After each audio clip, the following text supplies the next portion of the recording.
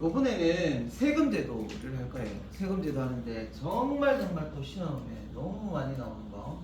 별표 몇 개라고 돼 있지? 그 제도 이름이 뭐냐면 제도법이야. 오늘 배우는 것 중에 제일 중요한 거. 이거는 매번 시험에 나와. 육모에도 나왔고, 육모에는 기출이 되고, 국모에도 나올 거고, 수능에도 나와. 수능 출제. 또 너무 잘 되는 주제예요. 그만큼 세금 제도에 있어서 좀 획기적인 변화를 가져온 제도 개혁이야. 개혁 과정도 그렇고 개혁의 내용도 그렇고 매우 중요합니다. 한번 볼까?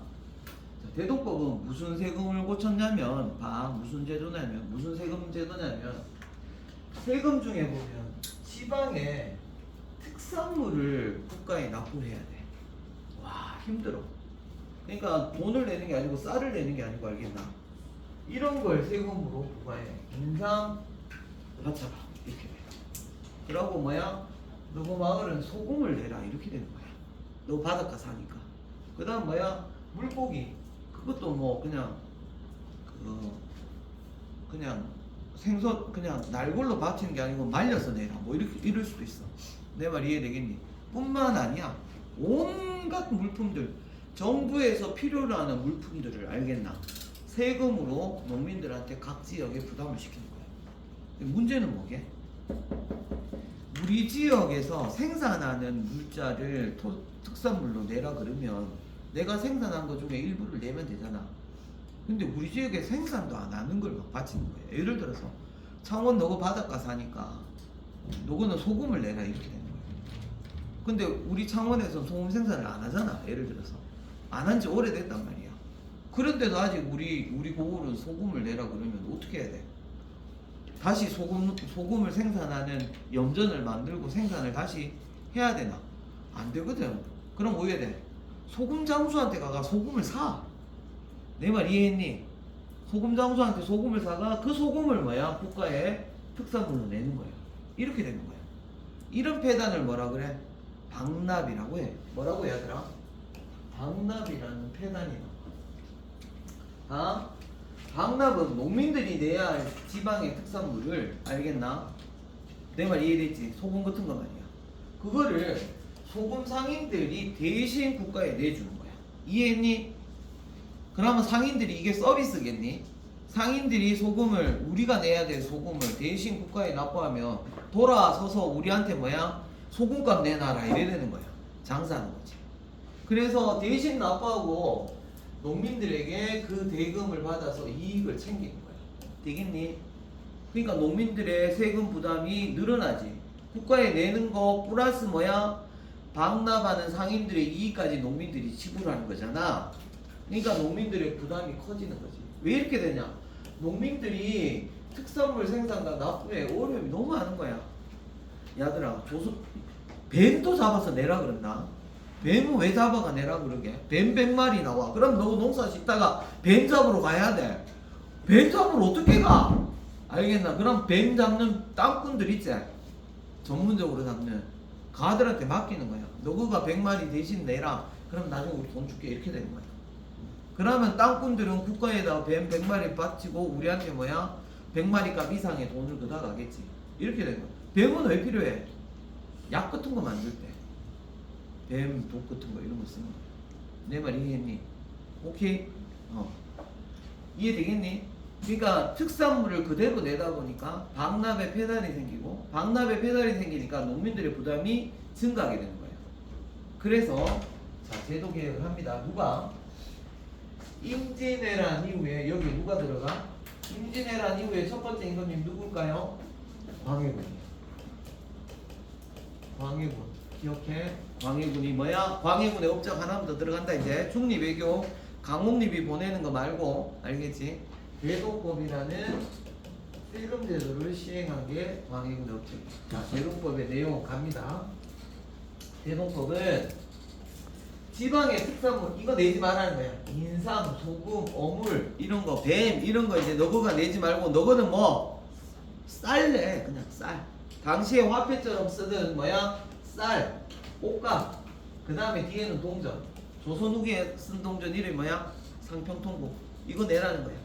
이거 내면 뭐야?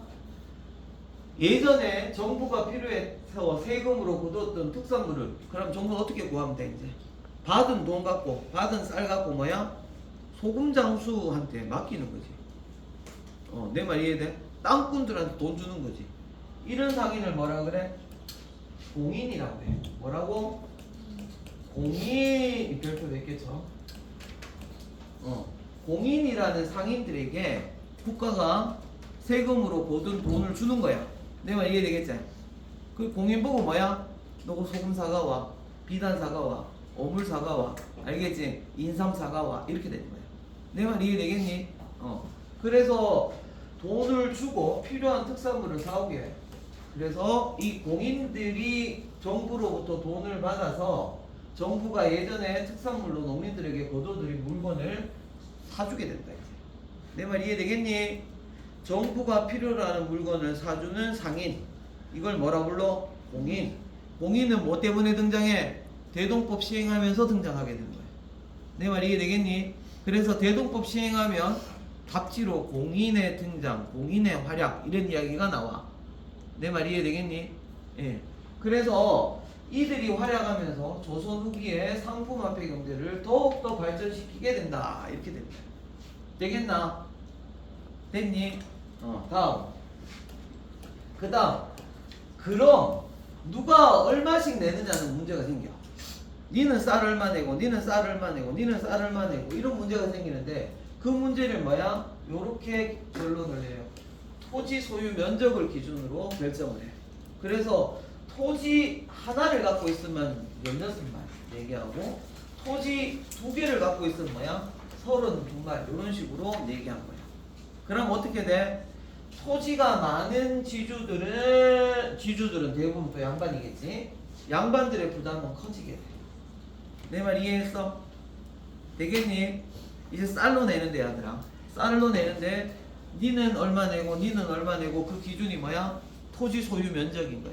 그러니까 토지 소유를 많이 가진 양반 지주들의 부담이 늘어나게 되는 거야. 토지 소유를 거의 하지 않은 농민들은 부담에서 해방되는 거지.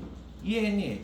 그러니까 이 제도가 단순하게 특산물 내는 걸 쌀로 바꾸는 것뿐만 아니라 농민들의 부담을 굉장히 줄여주고, 알겠나? 재산이 많은 사람들의 부담을 늘린 거야. 내 말 이해되겠어? 그래서 이런 문제가 생겨. 대동법 시행을 양반들이 반대하죠. 이해되지? 되겠니? 왜 반대하겠노? 양반들이 지주니까 양반들의 세금 부담이 늘어나게 되는 거지. 내 말 이해되겠어? 그래서 광해군 때 경기도에서 시범적으로 운영을 해요. 그래서 대동법은 한 번에 전국에 시행하는 게 아니고 양반들의 반발 때문에 경기도부터 먼저 한번 해보자 이렇게 된 거야. 내 말 이해돼? 그렇게 해서 뭐야? 시작된 지 점점 지역을 확대해서 결국 전국적으로 시행하는데 100년이 걸려. 숙종 때 되면 전국에 다 시행이 돼. 오케이? 되겠니? 자, 요약할게. 요약해서 가볼게. 자, 읽어보자. 요약. 첫째, 대동법을 시행한 이유는 뭐야? 대동법을 시행한 이유는 특산물을 바치는 공납이라는 세금 제도가 농민들에게 너무너무 큰 부담이 돼. 특히 방납의 폐단, 이게 컸어. 별표쳐. 방납의 폐단 나오면 대동법. 그리고 대동법의 핵심 내용은 뭐야? 특산물 대신에 쌀이나 돈으로 내게 하는 거야. 그리고 내는 그 기준은 토지 소유 면적을 기준으로 땅을 많이 가진 사람들이 더 많이 내게 이렇게 만든 거야. 그 다음 세 번째, 대동법의 결과 뭐야? 이야, 이 사람 기억하라 그랬지? 공인이라는 국가에 허가받은 상인들, 국가가 돈 줘가 물건 사오게 하는 이들이 정부에 필요한 물자를 사주지. 이 공인의 활약으로 조선 후기 상품화폐 경제가 더욱 발달합니다. 농민들 부담은 줄어들고 양반 지주의 부담은 늘어나게 돼서 전국으로 시행하는데 100년이 걸렸다. 이렇게 기억합니다. 되겠니? 대동법 요한에서 결론 난다. 자, 답해봐. 대동법은 무슨 세금을 고친 거야? 무슨 세금? 공납, 특산물 납부하는 세금을 고친 거야. 어떻게 고친 거야? 특산물 대신에 쌀이나 돈으로 내게 한 거야. 왜 그래? 특산물 납부하는 게 너무너무 농민들에게 부담이 돼. 특히 무슨 폐단? 박람회 폐단 이런 것 때문에 농민들이 상인들의 이익까지 챙겨줘야 됐어. 내 말 이해했니? 그래서 이걸 시행한 임금님이 누구야? 와계군이야. 자, 어떻게 바꿨어? 특산물 대신에 쌀이나 돈으로 납부하게 한 거야. 그러고 쌀이나 돈을 얼마씩 내게 하는 그 기준은 뭐야? 토지 소유 면적으로 결정을 했어. 그래서 토지를 많이 가진 사람들은 많이 내게 하고 토지를 적게 가진 사람은 적게 내게 한 거야. 그래서 양반 지주들의 반대가 심해서 전국으로 시행하는데 몇 년이 걸렸다? 100년이 걸렸다. 자, 그 다음 대도법을 시행하면 뭐야? 정부에 필요한 물자를 사다 주는 상인이 필요하지. 이 상인들을 뭐라고 부른다? 공인이라고 부른다. 알겠지? 공인의 활약으로, 공인은 한번 생각해봐. 공인은 도자기를 만약에 정부에 특산물로 낸다고 한번 생각해봐. 그러면 전국에서 도자기를 제일 잘 만드는 업체를 찾아가야 되겠지. 그러고 한 번에 뭐야? 몇백 개를 만들어내는, 몇천 개를 만들어낼 수 있는 규모를 가진 공장을 찾아가야 되겠지. 그러면 공인의 수요를 충족시킬 수 있는 공장 규모가 커져야 되겠지. 이렇게 수공업이 더 규모가 커지고 더 화폐, 상품 이렇게 교환하는 경제가 더 발전할 수밖에 없어진다. 이렇게 보면 되겠어. 됐어? 오케이. 다음 두 번째 제도 배운 거야. 두 번째 세금 제도는 뭐야? 영조가 시행한 제도. 군대 안 가는 대신에 내는 옷감을 뭐라 그래? 군포라고 하지. 요 제도 이름이 뭐야? 균형법. 영조가 시행한 균형법. 영조 어떻게 됐다? 한번 쭉 읽고 넘어갈게. 군대 안 가는 대신에 옷감, 이걸 군포라고 하죠. 군포를 원래는 1년에 몇 필씩 내? 2필씩 내는 걸 뭐야? 한 필로 줄여줄 거야. 근데 그러면 2필 받다가 1필 받으니까 국가 입장에서는 재정 수입이 반으로 준 거잖아. 그러면 부족한 수입은 뭐야? 왕실에서 일부 부담해. 그 다음에 뭐야? 일부 상류층한테 또는 양반 지주들한테 조금씩 세금을 더 얹었어. 알겠니? 요렇게 했기 때문에 이 제도 이름을 균형법이라고 한 거야. 옛날에 군대 가는 거는 누구? 농민들만 부담했거든. 농민들만 부담했는데 이제 뭐야? 왕실도 조금 부담하고 일부 상류층도 좀 부담하고 양반 지주들도 조금 부담하지. 요걸 좀 균등하게 나눈 거야. 그래서 이 제도 이름을 뭐라? 균형법. 요렇게 부른 거야. 되겠니? 균형법은 군대 가는 거, 군포 내는 걸 줄여준 거다. 자, 근본적인 해결은 여기서 하자. 이 균형법을 흥선대원군이 집권하면서 뭘로 바꿔? 호포제로 바꾸지. 호포제는 이제 뭐야? 집집마다 다 걷어버리는 거지? 그래서 양반 쌍놈 할 거 없이 똑같이 걷어버려. 알겠지? 그래서 이제 양반들에게도 농민과 같이 군포를 납부하게 했지. 요게 핵심. 그래서 양반들의 반발이 컸다. 이거를 내가 이번에 시험 문제 자료로 올렸다. 맞지? 다음 마지막 세금 제도. 군대 가는 세금 말고 뭐가 또 있어? 가장 중요한 세금 재산세, 토지세야. 알겠나? 토지세를 이렇게 바꿨어. 영정법이라고. 알겠나? 자, 그러면 세금 제도 3개 위에서부터 대동법, 균형법, 영정법 이렇게 되겠지. 묶어라. 알겠지? 영정법은 토지세. 인조가 시행했어. 자, 대동법은 광해군. 맞지? 균형법은 영조. 영정법은 인조. 병자호란, 정묘호란. 알겠지? 인조 반정, 고임금님이다. 요때 세금 제도를 그전에는 세종이 만든 아주 좋은 제도가 있었어. 세종이 만든 토지세 제도가 연분구등법이야. 연분구등법 한봐. 굉장히 합리적이야. 잘 봐. 연분구등은 어떻게 하느냐? 풍년일 때가 있지. 그자. 근데 뭐 태풍이나 장마나 이런 것 때문에 뭐야? 흉년이 될 때가 있어. 그러면 뭐야? 풍년일 때 내는 세금, 흉년일 때 내는 세금을 다르게 한 거야. 근데 풍년도 뭐야? 원래는 대풍인 거야. 흉년인데 이거는 작년보다는 조금 그래도 나. 이럴 수 있지. 그러면 해마다 등급을 9등급 나눈 거야. 제일 풍년일 때는 1등급에, 제일 흉년일 때는 뭐야? 9등급 이렇게. 그래서 고해의 작황을 보고 풍년, 흉년 정도를 보고 뭐야? 원래는 가운데쯤 되겠네. 그럼 뭐야? 중중년 5등급 이렇게 다 매기는 거야. 그럼 5등급일 때 내는 세금 이렇게 굳은 거야. 9등급일 때 내는 세금 어떻게 다를까? 9등급일 때 적게 내겠지. 1등급일 때 뭐야? 세금 많이 내겠지. 왜? 풍년이니까. 내 말 이해했니? 이게 연분구등법이야. 따라해봐. 연분구등법 시작. 녹화된다. 시작. 연분구등법 시작. 이건 누구 거야? 세종이 만든 법이야. 풍년이냐 흉년이냐를 9등급 안에서 책정하는 거야. 이해했니? 오케이? 이렇게 해봐. 너고 공부를 잘하면 국가에서 세금 많이 걷어가고 공부를 아예 못하면 뭐야? 적게 걷어가고 뭐 이런 식으로 하는 거야. 이해했니? 결과 보고 하는 거야. 알겠어? 그래서 요렇게 했는데 요걸 나름대로 합리적이었던 제도를 왜 영정법으로 바꿨느냐? 영정법은 토지세를 아예 고정시켜버려. 자, 어디로 고정시켜야 될까? 1등급인 해로 고정시키는 게 농민들 부담을 줄이는 거겠나? 9등급인 해로 딱 요 9등급일 때 내는 세금 액수로 딱 고정시키는 게 부담을 줄이는 거겠나? 9등급. 맞지? 최소로 내는 해. 그래서 토지 하나에 4말 내도록. 요 4말은 연분구등법에서 가장 작게 내는 해. 가장 흉년일 때. 이렇게 보면 되지. 흉년일 때 납부하는